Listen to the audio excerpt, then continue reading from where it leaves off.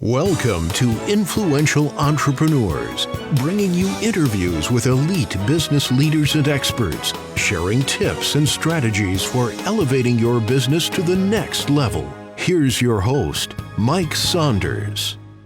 Hello and welcome to this episode of Influential Entrepreneurs. This is Mike Saunders, the Authority Positioning Coach. Today we have with us Tyson Ray, who's the co-founder and CEO of Form Wealth Advisors. Tyson, welcome to the program. Thanks for having me on, Mike.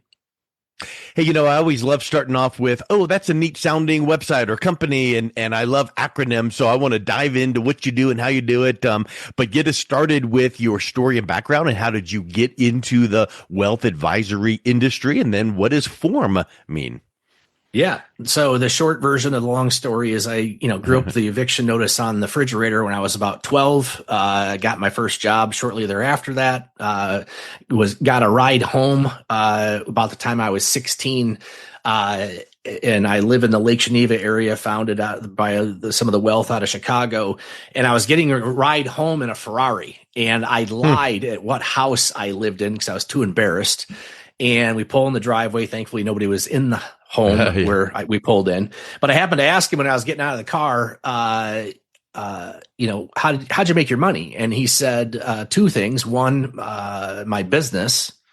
And then the other one was, he's like, I was a successful investor. And so I bid on that and proceeded to take my money out of my chubby chipmunk bank account. And I couldn't buy stocks because my mom said no. But I was able to convince my mom with the help of a stockbroker at the time to let me put $100 a month into two mutual funds. And I started investing when I was 16. And when I graduated college, I realized I had spent so many years trying to convince my mom why investing made sense that I decided to go into financial services and help people understand why investing makes sense. And Form, the name of the firm, is an acronym that stands for your family, your occupation, your recreation, and your mission. Got it. Which is basically money flows through family members up and down that, family tree, if you will. Obviously, your occupation helps accumulate some of your wealth, especially as a business owner. And then what you do in that 30 years of not working, called retirement, is in of itself another occupation to be working towards and on.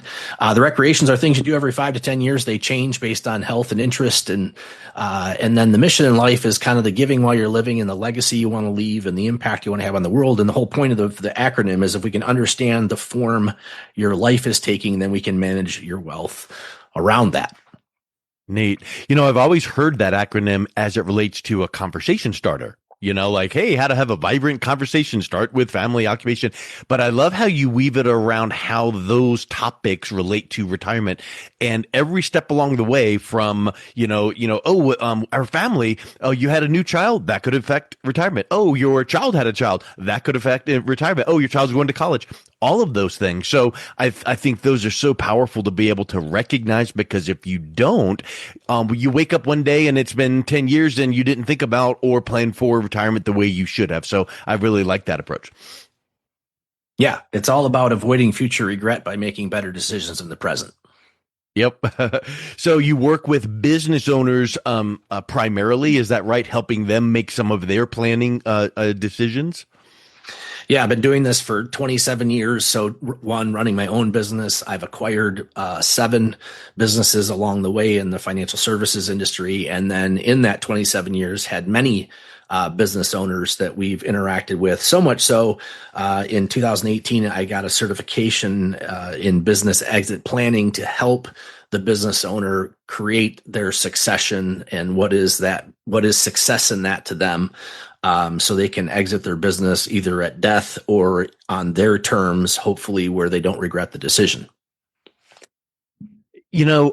I love how you used the word regret twice here, and it's so powerful. And I think that the life coaches of the world would go, yes, we need to address that, because it's kind of like if you don't deal with regret on the front end, the weight of regret on the back end, once you have passed those times of making decisions, is heavy. So what are some of the things that a business owner needs to keep in mind so that they don't regret not making that decision as it relates to planning for that exit? Yeah, well, there's a business owner readiness survey that's done every year that identifies, or the statistic out of that survey is up to 75% or 3 out of 4 business owners that exit their business end up regretting it within the first year. And Wow. I think what is taught in exit planning and what I have definitely learned in the 27 years of advising clients is not defining what you're going to do or who you are when you're no longer the CEO, founder, owner, president, whatever the title was.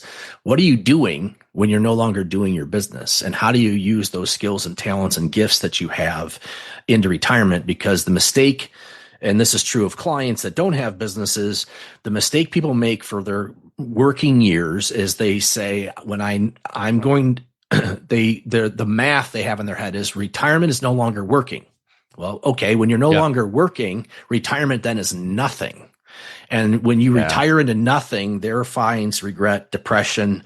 The entrepreneur tends to go and get creative with trying to do other things with their wealth to kind of replace the business, and that can be very painful, especially if you're being an entrepreneur in ways you weren't meant to be. Yeah.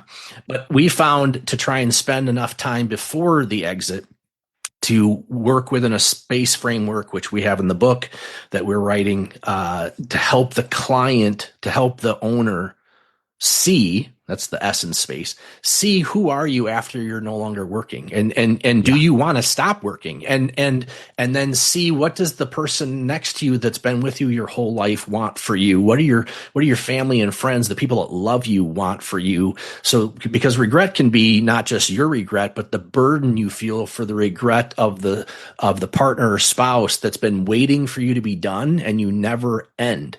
And that's a different type of regret. And it's just a joyful opportunity to basically try and help clients see their blind spots, help understand when they were a little kid, they envisioned retirement being what, as you got older, what do you like to do? And the whole idea is you only have so much time to do it. And are you burning that time up, feeling like you got to keep holding on to this business only to find out it wasn't the fulfillment you wanted in your 60s, 70s, or 80s. Yeah. Huge. It makes me think about, again, probably a lot of what you do is life coaching in the realm of planning for retirement. What does that look like to you? Oh, a business owner, what does retirement or life after the business look like? And I know that statistically, people that retire and punch the last clock, so to speak, and 6, 8, 12 months later, they're like, what's my life purpose? And then their health starts declining and their lifespan starts going down. So you doing what you're doing is benefiting a couple ways. Number one, the business, to make sure the business is going to exit properly, and then the business owner to make sure that they are stepping out the way they want to step out, because we can get into a 9-hour conversation on what are the best ways to exit, full on sale or partial or all of those kinds of things. So what are some of the places you start working with a business owner to say, okay, you've said that you probably want to exit around this age or this many years from now. How far ahead do you start working with the business owner? And then what are the first things that you're bringing to their attention? Yeah, so that conversation starts around I find it's one of two things. It is either an age. I want to be done when I am this old. Yeah. Yeah. Yeah. Or it's a number, which is either an income number or a net worth number. And what I find is that regret falls more around the number because the game of more is never enough. Different from helping people reach what we call a funded level of contentment. Yeah. And it really starts there. And we bring, if the business owner is married or in a relationship, we seek to bring both partners in and ask them the question, because sometimes the business owner, it's a number, but the significant other, it's an age. And the more you can start identifying that ahead of time, the more you can start planning for the stress that becomes that if the spouse said or thought, I was coming along for a 30-year ride, and so at 60 or 65, you're supposed to be done, and now we're 70. Yeah. There's the fruit of where regret or resentment or things that rob us of what wealth is for, which is relationships, can find itself, and it's just trying to help people plan around that. Yeah. I think the other mistake people make, real quick, the other mistake people are making, and it's fun to try and help them see this blind spot. It's called business exiting. And they view exit as a finish or an end. And what I try and help them realize is an exit can be into something. And it's just like you had your year planned as a business owner of conferences or meetings or events or seasons. It's okay. What is that? Let's plan that next year, 2 or 3 into retirement. So there are things we're doing that we wanted to do. We've always wanted to do. Maybe our significant other wants to do, to have a schedule somewhat filled out or planned out. So again, we're retiring into something. That's a huge point, which is it predicates it on what does it look like? What is that why? What does your retirement from business look like? And if it is, I just want to go play golf all day, every day. Okay, then there's that. But I would venture to say that you discover sometimes people go, I kind of am type A and I don't really want to sit around and do nothing all the time, take a couple months break, of course, but I really kind of want to still be active and busy in a type of business. And I really love my business. I just really hate this part. So potentially maybe one of the avenues you then start advising them might be, you know what? Why don't you just keep ownership of the company of X%, bring in a CEO, hire people to do all the things you don't like to do, but you just mentioned these 3 aspects of the business you absolutely love. Why don't you stay on board and do those things? And then you're loving the environment, and then you're having people come in and do things you don't. Have you seen people that want to do that type of exit? Yeah. I mean, if they can let it go, a part of exit planning is, and part of I believe part of the process of exit planning is working yourself out of those things you don't like. And part of that comes from a financial planning standpoint is if we can identify your level of funded contentment, if we can identify how many assets are what's the assets and or income you need to enjoy the best life you can afford, and let go of the game of more, because more stuff doesn't necessarily mean more happiness. But if we can identify you have quote unquote enough, that then you can stop feeling like you got to grow the business to grow the bottom line, to grow money going into your coffers, versus you can start using the growth or the profits of the company to fund your freedom by hiring who's that have better how skills to take things off your plate you don't want to do. If you can allow yourself to let go of some of those things. And that's part of the process. It's also finding the right people. That also takes longer. But it can be done, and it's part of that process. And again, the cash flow of these businesses, often it's better to keep the business than to sell the business, pay different types of taxes, have it all being done to work yourself out of and there's a lot of people that have done it, and board of directors or just being a silent owner is a possibility. It just becomes what's the concentrated asset risk of your net worth and those types of things. But the thing about succession is it and the reason we wrote the book is it kind of wrote the book to not have a dog in the fight. The space framework, as I go back to it, is a thinking process of, do you see what you would be doing? And does that mean you're still doing it, working? Yeah. Right. What is it? Yeah. And do you see yourself? What are the things, to your point, I believe we have limited resources and time and energy. And specifically with regards to energy, kind of like the Energizer Bunny or the battery, right? It's positive or negative. Either things give you energy or things suck the energy out of you. And there are things in my own business that I could be in the office at 3:00 in the morning and not want to leave because I'm so into what I'm doing. It's giving me energy. And there's been other projects that I've been here at 3:00 in the morning and I just want to poke myself in the eye and it's just sucking the life out of me. And the next day, or 3 in the afternoon. Right.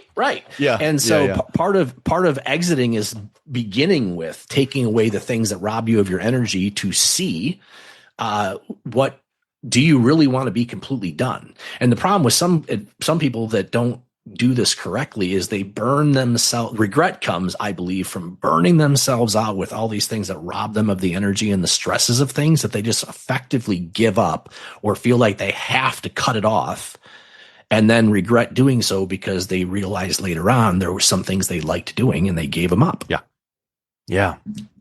I just find that there are probably just myriad ways that you would sit down and say, here's how to exit. And the beautiful part is there's never one templated cookie cutter, do this next, do this next. You've got to figure it out. And one of the best things that I loved hearing you say is it doesn't matter whether you want to exit when you've owned the business this many years or have this much money in the bank, but you got to figure it out. And I would wonder, have you ever sat down with a business owner and gone, you want to exit when you have X number of dollars in the bank for retirement personally. And you know what? You can do that in the next 18 months. And they're sitting there going, I thought it was going to be 4, 5, 6 years. And you gave them that clear path forward. It kind of gives them a boost in their spirit, right? They're like, wow, we're doing better than we thought. And if we kind of keep polishing things up, we can hit that and achieve that. Yeah. And I've also seen it where, more not always, but more times than not, I've met with folks that it's like, yep, you actually have enough, and I can show them that. And then an interesting thing happens. And this is true for people that don't own a business, they're just working.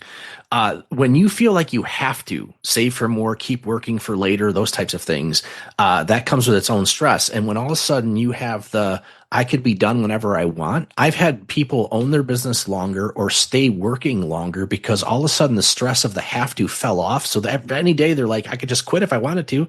And all of a sudden, whatever was annoying them doesn't bother them as it did. Like it's no longer this prison. All of a sudden it's a choice. And he's like, yeah, I don't care okay, fine, bad day, whatever. And the whole job of an advisor, in my opinion, is to free clients into the reality of what they have. And realize that can set you free from the business and you sell it and you walk away to go do something completely different, or it can set you free from, I can do this differently. And to finish off the space framework, because I said it a couple times, the seeing, right? What do you want to do? What does that picture look like? Can we get real specific in your life, in the business, in your family, in your health? What do you see yourself? What do you want for yourself? And visualize it. From that, what do we need to prepare for to make that a reality? That's the P in space. What's that list? It's a task list. And then from there, what do we actually then need to prioritize to act on, and who needs to act on these things to prepare ourselves to make that vision, that what we saw, a reality? And this is the hard one. Then can we commit? That's the C. Can we commit to actually doing it? Can we commit to letting go? Can we commit to taking some of that revenue and hiring someone? And it may not be the right person, so we have to do it 2 or 3 times, but can we commit? Or if we're going to sell the business to somebody else or to the family member or to the management team, can we commit to letting them kind of succeed and fail on their own to grow into those executive roles? That's the only way you get there. To then the E is ultimately exit. And it may not be exiting the business, it may be exiting responsibilities, or it may be exiting the business to go do things you feel called to do. As life happens. Yeah, that's huge. And it all begins with that clarity, that C, the S, the C. And when you can begin with the end in mind, as Stephen Covey used to teach in his books, you know where you want to go, you know why you want to get there, Simon Sinek. So we're kind of attributing some of these teachers out there. And now you can properly prepare, take action, commit, and offload. And that's a hard thing for business owners or hard driven people that make the decisions to go, you know what, maybe I ought to bring in that VP of or that CEO to do this. But that's my baby. I'm the one that always used to do that. But once you get to that point and kind of keep coming back to the end, the C, then you can exit with confidence, like you said. I think that framework just really, really speaks highly of putting together a plan that people can follow, and they kind of take that deep breath and go, "Ooh, I can do that," just one step at a time.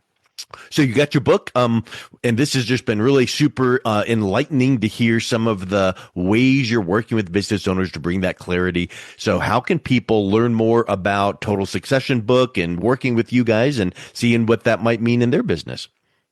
Yeah, so we wrote Total Succession. It's specific for the financial advisory industry, although the concept of exit planning is really kind of standardized across the businesses. It's a how-to guide. So the website is totalsuccession.com. There's the Total Succession podcast that we've been putting out there, and the book is available on Amazon. It's being launched in January. Neat. Awesome. Well, thank you so much for coming on. It's just been a real pleasure chatting with you today, Tyson. Thanks for having me on the show, Mike. You've been listening to Influential Entrepreneurs with Mike Saunders. To learn more about the resources mentioned on today's show or listen to past episodes, visit www.influentialentrepreneurssradio.com.